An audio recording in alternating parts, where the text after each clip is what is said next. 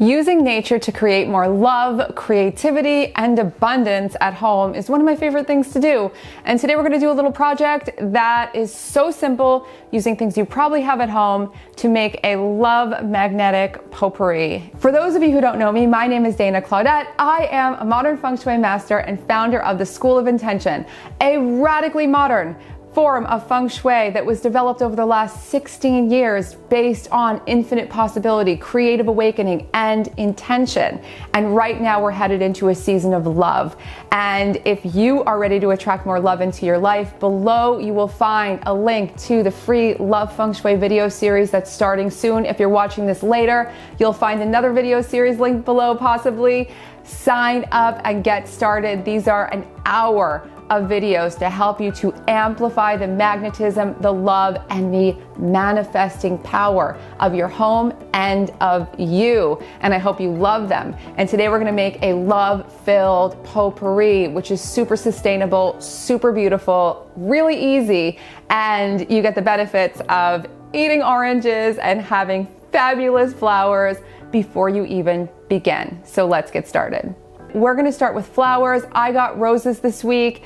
If you have other flowers that are really fragrant that you love, maybe they're growing in your yard or locally, by all means use them. Love is always associated with roses, but every single flower has its own properties.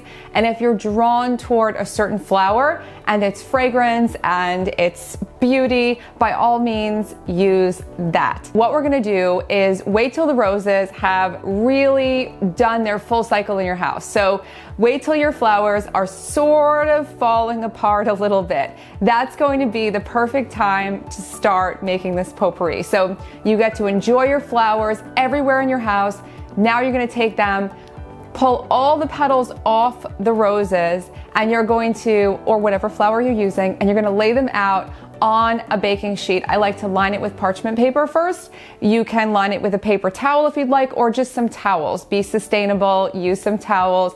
Just lay them all out and you're gonna let them dry. Now, if you want to do this in a quicker method, what you're gonna do is put your oven on the very lowest setting. So usually it's like 180, 200, the very lowest setting for your oven, and you can put them on a baking sheet, on parchment paper, put them in the oven for about 15 minutes. You want to watch them carefully so that they do not singe and burn. The idea is you want to dry them out. I personally prefer to let them dry out on their own. I live in a hot climate. It dries out really quickly. Either way, you will still get the results. The next thing we're going to do is use oranges. Today I have tangerines. These are the things that inspired me to make this project today because I had so many beautiful tangerines, and as I was eating them, I was collecting all the peels in a jar. So once you collect all the peels, you can keep them in the refrigerator until you're ready to make this. So make sure there's no fruit left on the peels. Very, very important. Now, if you're using oranges, you're going to want to use a vegetable peeler and just peel off the very top layer, the orange part. You don't want to get really into the orange itself. You want to keep them relatively thin so that they'll dry out well and they'll have all that potent essential oil. The essential oil of oranges is so incredible for creating joy. In fact, some people have said that a drop of orange essential oil can be like spontaneous joy. Orange peels are also used historically for all kinds of love potions, love teas, and really phenomenally in a potpourri. So we're gonna start filling up a bowl with all of this stuff as it's all dried out. So I've got all my peels and I'm going to slice them up and lay them out on a sheet of parchment paper on a baking sheet. Just like the roses, if you don't want to use the oven for this and you want to just dry them out naturally, you absolutely can. I do it all the time. Just lay out your peels. They will dry out on their own. It'll take a few days, but there's no rush. So if you want to do this quick, you can use the oven method. Once you have the oranges all sliced up and laid out on a sheet of parchment on your baking sheet, you're going to do the same thing as you did with the roses. Put them in the oven on the lowest setting. Usually the temperature is about 180 or 200, and you're gonna put them in for 10 to 15 minutes and watch them. They're going to sort of dry out a bit. You don't want to overdo it. I'd rather have you have less cooked oranges, less dried oranges than more dried and possibly burned oranges. So keep an eye on these. It smells really phenomenal. Now, once you've got your dried oranges, your dried roses, the other thing that I like to add to this are a few cinnamon sticks. If you haven't seen my cinnamon videos yet, I will link them here. My cinnamon video all about using cinnamon for abundance. Cinnamon is so powerful as an abundance magnet. All you have to do to assemble this is grab a bowl. I have my dried petals, some of them here, and you're going to fill it with the rose petals. You're going to fill it with the orange peel, and you're going to fill it with any of the cinnamon sticks that you have on hand. If you don't have cinnamon sticks, that's fine. Some people also add cloves.